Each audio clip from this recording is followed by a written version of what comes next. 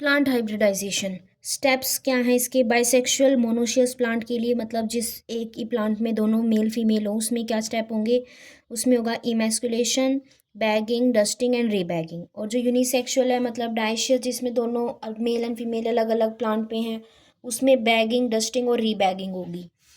तो इमैस्कुलेशन क्या होता है? Emasculation first step of plant hybridisation in bisexual plant, removal of immature anther from female plant parent to prevent self pollinisation. Emasculation is not required in unisexual plant. Emasculation first step होता है plant hybridisation का इन bisexual plants. इसमें हम क्या करते हैं, जो female parent होती है उसमें से इमेच्योर एंथर को रिमूव कर देते हैं ताकि सेल्फ पोलिनेशन ना हो सके। इमैस्कुलेशन यूनिसेक्सुअल प्लांट में नहीं जरूरत होती। बैगिंग, बैगिंग में क्या करते हैं? Covering of female reproductive part with cellulose membrane. It is second step in bisexual plant but first step in unisexual plant to prevent cross pollination with undesired pollen grains. Bagging में क्या करते हैं? हम female reproductive part को cellulose membrane से cover कर देते हैं। ये बैगिंग जो है बाइसेक्सुअल प्लांट के केस में सेकंड स्टेप होता है, क्योंकि फर्स्ट स्टेप तो इमैस्कुलेशन होता है। लेकिन यूनिसेक्सुअल प्लांट में फर्स्ट स्टेप बैगिंग होता है। ये हम क्यों करते हैं bagging? To prevent cross pollination with undesired pollen grain. Third step है डस्टिंग। डस्टिंग में क्या करते हैं? Dusting of desired pollen grains on female reproductive part of female parent. Fourth step है rebagging. Pollinated female reproductive part is again covered and to prevent environmental contamination. अब है हमारे पास टर्मिनोलॉजीज। टर्मिनोलॉजीज फर्स्ट है एलील और allelomorph. Alternative forms of gene resides on homologous locus on homologous chromosome. Alleles और allelomorph क्या होते हैं? जीन्स की अल्टरनेट फॉर्म होती हैं जो कि रिजाइड करती हैं होमोलोगस क्रोमोसोम के होमोलोगस लोकस पे। Phenotype external appearance of organism phenotype होती है। Genotype genetic makeup of organism genotype होती है।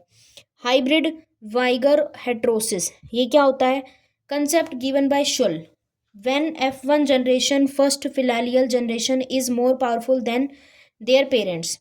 हाइब्रिड वाइगर हेट्रोसिस क्या होता है? ये कंसेप्ट दिया था शुल ने।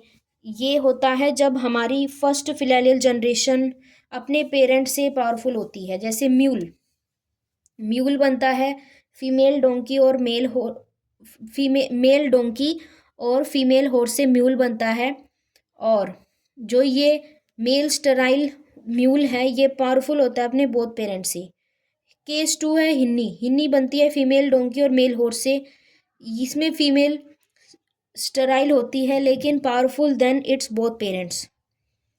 फोर्थ है hybrid breakdown. When F1 generation is fertile but further generation is sterile. Hybrid breakdown वो होता है जब फर्स्ट F1 जनरेशन तो फर्टाइल होती है लेकिन उसके आने वाली जनरेशन स्टराइल होती हैं। Monohybrid cross, cross involving one pair of contrasting characters. सिर्फ एक पेयर ऑफ कॉन्ट्रास्टिंग कैरेक्टर जिसमें इन्वॉल्व होते हैं, जैसे हाइट का ले लिया, टोल एंड ड्वार्फ, तो वो मोनोहाइब्रिड क्रॉस है। ठीक है। टोल मेल से पोलन ग्रेन आई, ड्वार्फ फीमेल से एग आई, और फिर ऑफस्प्रिंग टोल बना F1 जनरेशन में, सेल्फिंग कराई, F2 जनरेशन आ गई, monohybrid ratio. Capital T into small T. Gametes बने capital T and small T. F1 में कैपिटल टी स्मॉल टी बना, सेल्फिंग कराई तो F2 में कैपिटल टी एक बना और दो बने कैपिटल टी स्मॉल टी और एक बना स्मॉल टी। देन उसके बाद हमारे पास है इसमें मोनोहाइब्रिड क्रॉस में फिनोटिपिक रेशो आती है 3:1 और जीनोटिपिक रेशो आती है 1:2:1। ये क्या है? F2 जनरेशन की मोनोहाइब्रिड रेशो। फिर हमारे पास है डाई हाइब्रिड क्रॉस। इसमें क्या होता है? Cross involving two pair of contrasting characters known as dihybrid cross and ratios obtained in F2 generation, उसको हम बोलते हैं डाई हाइब्रिड रेशो। जिस क्रॉस में हम दो पेयर ऑफ कॉन्ट्रास्टिंग कैरेक्टर्स को इन्वॉल्व करते हैं उसको हम डाई हाइब्रिड क्रॉस बोलते हैं। जैसे राउंड येलो सीड ले लिया, इसमें क्या है? सीड शेप ले ली राउंड और सीड कलर ले लिया yellow, into wrinkled seed shape और ग्रीन सीड कलर। इससे हमने गैमीट बनवाए राउंड येलो से, तो बना कैपिटल आर कैपिटल वाई। और हमने रिंकल्ड ग्रीन का जो जीनोटाइप है वो है स्मॉल आर स्मॉल वाई। इनसे गैमीट बने कैपिटल आर कैपिटल वाई और स्मॉल वाई। F1 जनरेशन बनी कैपिटल आर स्मॉल आर और कैपिटल वाई स्मॉल वाई।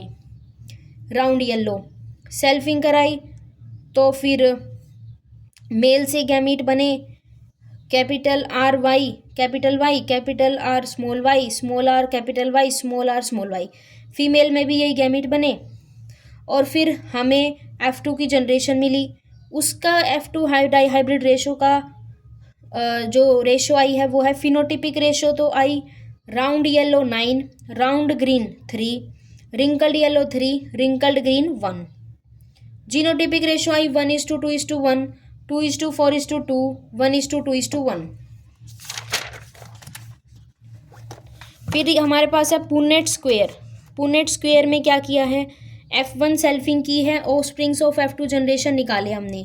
ठीक है, फीमेल से जो गैमेट्स बनेंगे उनको हमने कॉलम में लिख लिया है कॉलम वाइज, और जो मेल से बनेंगे उनको रो वाइज लिख लिया है। फिर ठीक है, चार जो है हमारे 4 टाइप के गैमेट्स बने, 4 बने 1 टाइप के गैमेट्स। ठीक है, ये हैं 8 तो बने 2 टाइप के गैमेट, 4 बने 4 टाइप के गैमेट और 4 बने 1 टाइप के gamete. How to form gametes, कितने तरीके के गैमेट्स बनेंगे उसका फॉर्मूला है 2n, जहाँ पे n होता है नंबर ऑफ हेट्रोजाइगस। ठीक है, जैसे capital A capital B small B, इसमें हमें देखना है कितने तरीके के गैमेट्स बनेंगे तो 2 क्योंकि 2 हेट्रोजाइगस हैं तो 4। Capital A capital B small B, type of gamete कितने बनेंगे 2 क्योंकि एक ही हेट्रोजाइगस है तो 2। Capital A capital B small B capital C type of gamete 2 8। Capital A capital B small B, फिर capital C type of gamete 2 4। Capital A capital B small B capital C capital D small D type of gamete 4 2 16।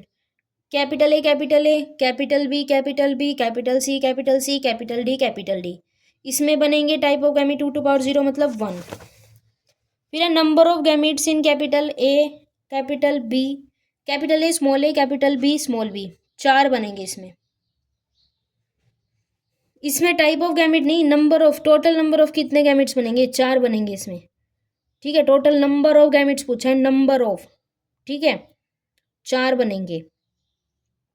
फिर in capital A capital B capital C capital D type of gamete 2 1 2 बनेंगे। ठीक है,